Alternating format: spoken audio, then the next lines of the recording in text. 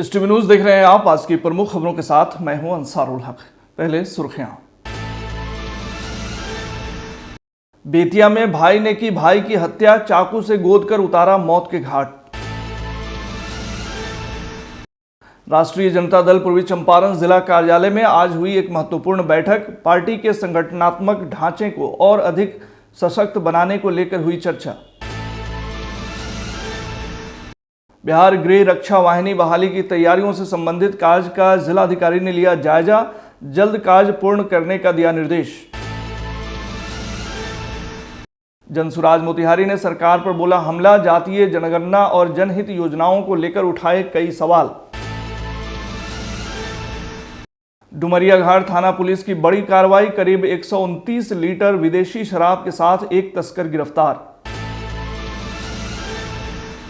रक्सौल अनुमंडल के सिसवा गांव में भीषण आगलगी की हुई घटना, 10 घर जले, लाखों का हुआ नुकसान। मझौलिया में मेदांता लैब सैंपल कलेक्शन का हुआ उद्घाटन, मौके पर कई गणमान्य डॉक्टर रहे मौजूद। ढाका पुलिस ने थाना क्षेत्र के विभिन्न स्थानों पर छापेमारी करते हुए 3 व्यक्तियों को किया गिरफ्तार, भेजा न्यायिक हिरासत में। और कल्याणपुर में अंबेडकर जयंती के मौके से कार्यक्रम का हुआ आयोजन।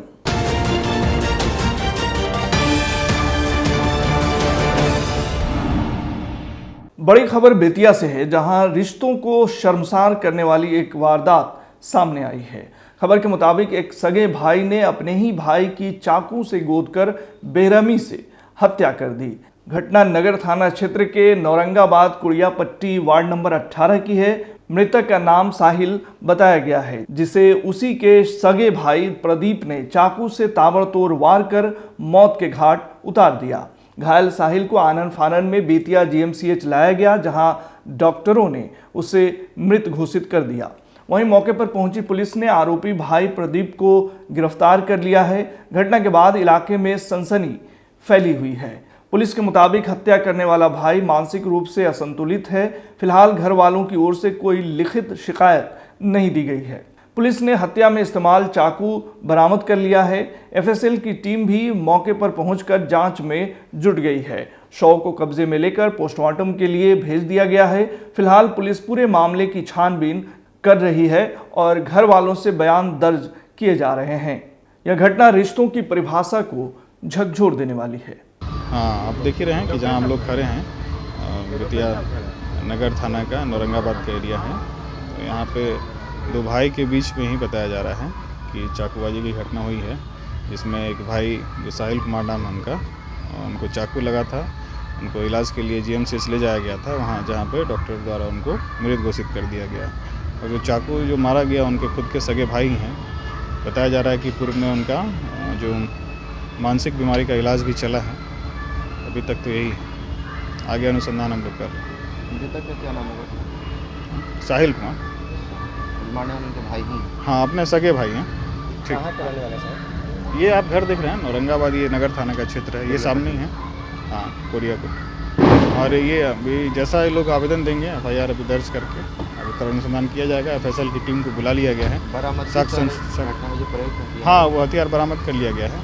एफएसएल टीम के द्वारा उसको वैज्ञानिक विधि से सीज भी कर लिया गया। गिरफ्तारी के लिए राष्ट्रीय जनता दल पूर्वी चंपारण जिला कार्यालय में आज एक महत्वपूर्ण बैठक का आयोजन किया गया, जिसमें पार्टी के संगठनात्मक ढांचे को और अधिक सशक्त बनाने को लेकर विस्तार से चर्चा हुई। इस बैठक की अध्यक्षता जिला राजद अध्यक्ष सह विधायक मनोज कुमार यादव के द्वारा किया गया। वहीं मौके पर पूर्व विधायक एवं जिला निर्वाचन संगठन प्रभारी केदार प्रसाद गुप्ता का बुके एवं शॉल देकर गर्मजोशी से स्वागत किया गया। बैठक का उद्देश्य संगठन को जमीनी स्तर पर मजबूत करना रहा है। वहीं जिला निर्वाचन संगठन प्रभारी केदार प्रसाद गुप्ता ने कहा कि संगठन की मजबूती के लिए जिले के सभी 13 प्रखंडों में प्रखंड प्रभारी एवं सह प्रभारी नियुक्त किए जा चुके हैं। उन्होंने यह भी बताया कि पार्टी का सदस्यता अभियान लगभग पूरा हो चुका है और अब संगठनात्मक ढांचे को बूथ स्तर तक सुदृढ़ करना ही प्राथमिकता है। राजद अध्यक्ष सह विधायक मनोज कुमार यादव ने इस दौरान देश के प्रधानमंत्री नरेंद्र मोदी को आड़े हाथों लिया। उन्होंने कहा कि प्रधानमंत्री ने हर साल 2 करोड़ नौकरियां देने का जो वादा किया था वह पूरी तरह खोखला साबित हुआ। बैठक में राजद के सैकड़ों कार्यकर्ता एवं पदाधिकारी उपस्थित थे। पूर्व के भांति नियोजित था। पूर्व से केदार बाबू हैं, पूर्व विधायक हैं। हम लोग के प्रभारी हैं मोतिहारी जिला के। मोतिहारी में 2 जिला हो गया, एक मोतिहारी जिला हो गया पूर्वी चंपारण, और एक संगठन जिला मधुबन हो गया। बड़ा जिला था, यहाँ 12 विधानसभा था, 27 ब्लॉक था, तो 2 पार्ट में हो गया। तो हम लोग के संगठन का चुनावी वर्ष है। तो जिला अध्यक्ष का चुनाव कब होगा, प्रखंड अध्यक्ष का चुनाव कब होगा, पंचायत अध्यक्ष का चुनाव होगा, उस सब के लिए प्रभारी का नियुक्त किया गया है कि किसके नेतृत्व में चुनाव होगा। उसी के लिए केदार बाबू और नंदू 2 आदमी इस सब काम को देखने के लिए आए हैं। और हम जिला अध्यक्ष बने हैं, तो हम भी शपथ लिए हैं कि भाजपा का नामो निशान मिटाना है, और मिट गया था। 27 बरस के बाद मनोज कुमार यादव के जिला अध्यक्ष बनने पर हम लोग का डिमांड था कि यहाँ का कोई एमपी का उम्मीदवार लोकल हो, तो लोकल हुआ। और 3 लाख से जो लोग जीते थे, घर में बैठ के पंखा का हवा खा के उन लोग को भी गली गली का खाक छानना पड़ा है। और 3,22,000 का मार्जिन 80,000 पर आ गया। और जो कसक रह गया एमपी का, वो विधानसभा में हम लोग हिसाब करेंगे। और जो हम लोग का 6 विधानसभा है, गोविंदगंज को लोग अपना गढ़ मानता है न, गोविंदगंज में भी हम लोग का जमानत जब्त। अब देख लीजिए उठा के एमपी के चुनाव में जितना एमएलए में चुनाव में वोट पड़ा था विधायक में, उससे 2 गुना एमपी में मिला है। हम लोग पार्टी राजद से यहाँ चुनाव प्रभारी बनाए गए। हमारे सह चुनाव पदाधिकारी नंदू बाबू हैं। हमारे यहाँ के जिला के अध्यक्ष माननीय मनोज बाबू यहाँ के विधायक भी हैं, और हमारे सारे प्रखंड के पदाधिकारी राजद के यहाँ हैं। हम लोग का यहाँ मकसद है पार्टी को सुसंगठित करना, संगठन को मजबूत करना, और अपने साथियों के द्वारा जनता के बीच जा कर के राजद की प्रभुसत्ता को बताकर, और शासन में जो खामियां आ गई है उसका हम लोग प्रतिकार करते हुए राजद की ओर से पूरे प्रदेश में, न केवल मोतिहारी, पूरे प्रदेश में हम लोग राजद की सत्ता को 2025 में कायम करने के लिए, सुसंगठित होने के लिए आज का कार्यक्रम यहाँ रखा गया है। और यह कार्यक्रम हर जिले में चल रहा है। आज हमारा नेता तेजस्वी जी दिल्ली में जाते हैं, खड़गे जी से बात होती है, राहुल जी से बात होती है, सभी ने इनको अपना अधिकार दिया कि महागठबंधन को आप लेकर चलो। निर्वाचन की प्रक्रिया चल रही है। फिर आदरणीय निर्वाची पदाधिकारी के साथ हमारे सहायक निर्वाची पदाधिकारी नंदू यादव जी आए हैं। हम दोनों का स्वागत करते हैं। और इन लोगों के द्वारा ब्लॉक निर्वाची पदाधिकारी बनाया जाएगा, जो प्रखंड निर्वाची पदाधिकारी होंगे। और इस प्रक्रिया के साथ साथ मिशन 2025 की तैयारी चल रही है कि हम एनडीओ को पटकनी कैसे देंगे, उसकी तैयारी भी मजबूती से चल रही है। अपने सदस्यता अभियान देखा, और बूथ स्तर पर हमारी पार्टी और हमारी संगठन कैसे सशक्त हो, इसकी तैयारी और प्रक्रिया चुनाव की भी साथ साथ में चल रही है। चुनावी प्रक्रिया में, संगठन की चुनावी प्रक्रिया में चल रहा है। हम लोग पटना से मोतिहारी, हमारे मुजफ्फरपुर से केदार बाबू, और पटना से हम चल के यहाँ आए हैं, ताकि मोतिहारी में जो हमारे प्रखंड स्तर के, पंचायत स्तर के, बूथ स्तर के जितने भी साथी हैं, उनको क्या प्रॉब्लम हो रहा है, कितना उन्होंने मेमोरी बनाए हैं, कितना मेमोरी बनाए हैं, नहीं बनाए हैं तो क्यों नहीं बनाए हैं, और घर घर में जाकर उन्हें सदस्यता अभियान चलाना है। हमारा संगठन अभी चुनावी प्रक्रिया में है। हम लोग यहाँ चुनाव के प्रक्रिया के अधीन आए हैं, इसलिए हम लोग चुनाव संबंधित अपने साथियों से बात करेंगे। और हम लोग आदरणीय लालू यादव और तेजस्वी यादव जी के हाथों को मजबूत करने के लिए मोतिहारी ही जिला में नहीं, बिहार के सभी जिला में ये चुनावी प्रक्रिया चल रहा है। बिहार गृह रक्षा वाहिनी होमगार्ड के स्वयंसेवकों की बहाली प्रक्रिया को सुचारू रूप से संपन्न कराने हेतु तैयारियों का जायजा लेने के लिए जिलाधिकारी द्वारा आज भौतिक निरीक्षण किया गया। इस अवसर पर जिलाधिकारी ने चयन प्रक्रिया के लिए तैयार किए जा रहे मैदान, ट्रैक और अन्य बुनियादी सुविधाओं की विस्तार से समीक्षा की। वहीं निरीक्षण के दौरान जिलाधिकारी ने स्पष्ट रूप से निर्देश दिया कि ट्रैक निर्माण का कार्य प्राथमिकता के आधार पर शीघ्रता से पूर्ण किया जाए ताकि चयन प्रक्रिया में किसी प्रकार की बाधा उत्पन्न न हो।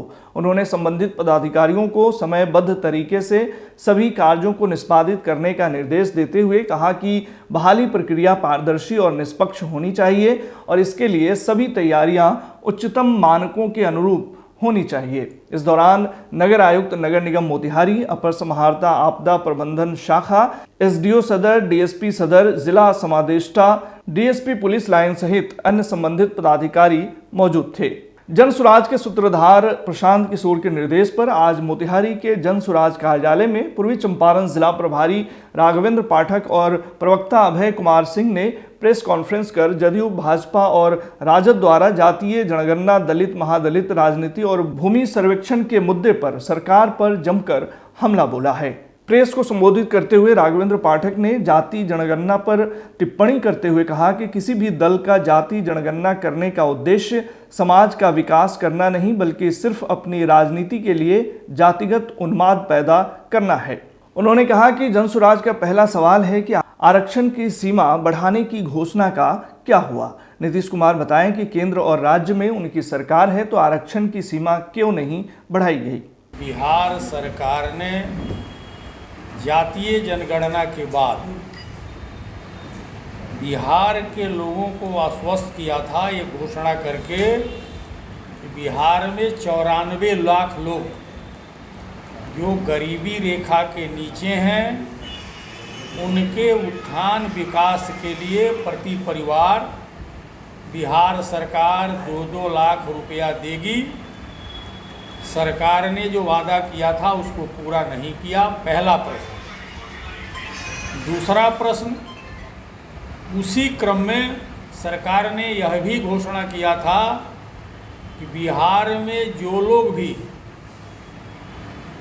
ऐसे लोग हैं जिनके पास अपने रहने का घर नहीं है, अपना ज़मीन नहीं है, वैसे परिवारों को बिहार सरकार 3 डिसमिल ज़मीन उनके बास्कित के लिए देगी और वह घोषणा भी बिहार सरकार की फिसड्डी हो गई, उस पर भी आज तक कोई काम नहीं हुआ। तीसरी बात ये हो गई कि आज बिहार में सर्वे का काम चालू है। सरकार की जो आ रही है सर्वे रिपोर्ट के बारे में, अभी बहुत सारे ज़िलों में बहुत काम अधूरा है। कारण ये है कि वहाँ जो कर्मी कार्यरत हैं उनको पैसा चाहिए और एक तरह से यह सर्वे जो है बिहार में गरीब गुरबा के लिए एक बहुत बड़ी समस्या है, क्योंकि उसके माध्यम से उनको नोचने का जो प्रयास किया जा रहा है, ये कागज़ दीजिए, वो कागज़ दीजिए।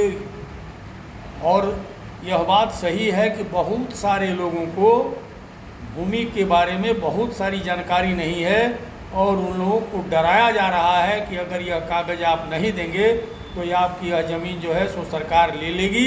बिहार में शराबबंदी कानून को सख्ती से लागू करने के क्रम में डुमरिया घाट थाना पुलिस ने एक बड़ी सफलता हासिल की है। गुप्त सूचना के आधार पर ग्राम जलवा टोली में विशेष छापेमारी अभियान चलाकर पुलिस ने करीब 129 लीटर अवैध विदेशी शराब बरामद किया है। इस कार्रवाई में एक मारुति सुजुकी वाहन से शराब की बड़ी खेप पकड़ी गई। साथ ही एक शराब तस्कर को भी रंगे हाथ गिरफ्तार किया गया है।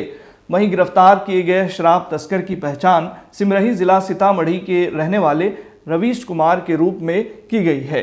आरोपी के पास से बरामद की गई विदेशी शराब को वाहन में छिपाकर तस्करी किया जा रहा था।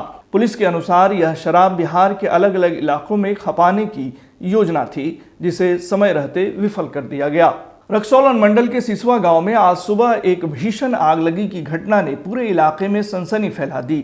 अचानक लगी इस आग ने देखते ही देखते पूरे गांव को अपनी चपेट में ले लिया, जिसमें करीब 10 घर जलकर पूरी तरह खाक हो गए। आग की तीव्रता इतनी अधिक थी कि ग्रामीणों को संभलने तक का मौका नहीं मिला और लाखों की संपत्ति इस भीषण अग्निकांड में स्वाहा हो गई।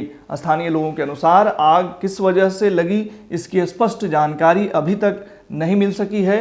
वहीं कुछ लोग शॉर्ट सर्किट की आशंका जता रहे हैं, तो वहीं कुछ लोगों का मानना है कि किसी के खेत में जलती आग हवा के सहारे रिहायशी इलाके तक पहुंच गई। हालांकि प्रशासन और अग्निशमन विभाग ने मामले की जांच शुरू कर दी है और सही कारणों का पता लगा रहे हैं। वहीं आग से होने वाली क्षति का सही आकलन भी किया जा रहा है। बताया गया है कि फायर ब्रिगेड की टीम ने कड़ी मशक्कत के बाद इस आग पर काबू पाया। मझौलिया में सामुदायिक स्वास्थ्य केंद्र के नजदीक मेदांता लैब सैंपल कलेक्शन का उद्घाटन doctor Himanshu Shekhar homeo clinic Bettiah के निदेशक doctor Himanshu Shekhar, doctor R Kumar Anupam, doctor Shahzad Alam आदि ने संयुक्त रूप से फीता काटकर किया।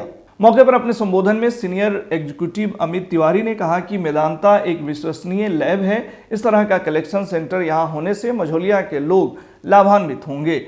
उन्होंने बताया कि इसका ब्रांच पटना और दिल्ली में है तथा पश्चिमी चंपारण जिले में आधा दर्जन से अधिक कलेक्शन सेंटर बनाए गए हैं। मौके पर उपस्थित डॉक्टरों ने कहा कि किसी भी इलाज में जांच का काफी महत्व है। सही रिपोर्ट से ही मरीजों का सही से इलाज किया जा सकता है। सेंटर के डायरेक्टर मनोज कुमार ने कहा कि इस लैब का मकसद मझौलिया वासियों को कम कीमत पर सभी प्रकार की जांच रिपोर्ट को उपलब्ध कराना है। मेरा नाम अमित हुआ, मैं मेदांता लैब की तरफ से हूँ। एक्चुअली हमारे वेस्ट चंपारण में आदर्श लेबोरेटरी एक नाम कोई मोहताज नहीं है, ऑलरेडी सारे वेस्ट चंपारण में लोग जानते हैं। उनके साथ हमारा मेदांता लैब मर्ज हुई है। आज 4 मंथ हो गया, 4 महीना से हम लोग काम कर रहे हैं और काफ़ी अच्छे तरीके से हम लोग सर्विस प्रोवाइड कर रहे हैं। ये कलेक्शन सेंटर है जो ब्लड कलेक्शन हम लोग लेके और यहाँ बेतिया आपको हॉस्पिटल रोड जो आदर्श लेबोरेटरी और मेदांता के साथ जो मर्ज हुआ है वहाँ भेजा जाएगा और वहाँ पे कलेक्शन होगा और काफ़ी फास्ट रिपोर्ट हम लोग का प्रोवाइड होगा। और हर तरह का जैसे ब्लड हो गया या ब्लड से जुड़ा हुआ हर तरह का यूरिन हो गया, हर तरह का सैंपल जो है, ये काफ़ी खुशी की बात है कि मझौलिया में आप लोग के सहयोग से, आप लोग के सपोर्ट से यहाँ पे एक मेदांता लैब का सेंटर खुला है और हम लोग रिपोर्ट पे बिलीव करते हैं कि रिपोर्ट का क्वालिटी अच्छा है, जो कि हमारे जो भी हमारे डॉक्टर है मझौलिया के अंदर या बेतिया के अंदर, उनको रिपोर्ट सही मिले जिससे कि वो डायग्नोज सही कर पाए। ढाका थाना पुलिस ने थाना क्षेत्र के विभिन्न स्थानों पर छापेमारी करते हुए अलग अलग मामलों में 3 व्यक्तियों को गिरफ्तार किया है। प्राप्त जानकारी के अनुसार पुलिस ने न्यायालय के 2 वारंटियों को गिरफ्तार किया है। गिरफ्तार व्यक्ति ढाका थाना क्षेत्र के छोटा गहई गांव निवासी सिकंदर यादव और बकरीहारी गांव निवासी सुधीर कुमार है। वहीं दूसरी ओर पुलिस ने सेमरा गांव में छापेमारी करते हुए शराब के साथ एक धंधेबाज को गिरफ्तार किया है। गिरफ्तार व्यक्ति इसी गांव का प्रिंस कुमार बताया गया है। प्राप्त जानकारी के अनुसार प्रिंस शराब धंधे में संलिप्तता के कारण पूर्व में कई बार जेल भी जा चुका है। पूर्वी चंपारण के कल्याणपुर खलील मार्केट स्थित बीएसपी कार्यालय में भारत रत्न डॉक्टर भीमराव अंबेडकर की जयंती के अवसर पर एक कार्यक्रम का आयोजन किया गया। मौके पर केक काटा गया और अंबेडकर जी की तस्वीर पर पुष्प अर्पित कर उन्हें श्रद्धांजलि दी गई। इस कार्यक्रम का आयोजन कल्याणपुर विधानसभा के पूर्व प्रत्याशी बदियुत जमा उर्फ चांद बाबू द्वारा किया गया। वहीं इस दौरान उन्होंने वक्फ बिल का विरोध करते हुए सरकार से वक्फ बिल को वापस लेने की मांग की। इसके अतिरिक्त कल्याणपुर मुख्यालय स्थित बाबा साहब की मूर्ति पर भी पुष्प अर्पित किया गया। इस दौरान सभा को संबोधित करते हुए चांद बाबू ने कल्याणपुर विधानसभा क्षेत्र वासियों का दिल से आभार व्यक्त किया और बाबा साहब के विचारों को अपनाने का संदेश दिया। आज के बुलेटिन में फिलहाल इतना ही। तमाम खबरों और डिबेट्स के लिए जुड़े रहिए STV न्यूज़ के साथ।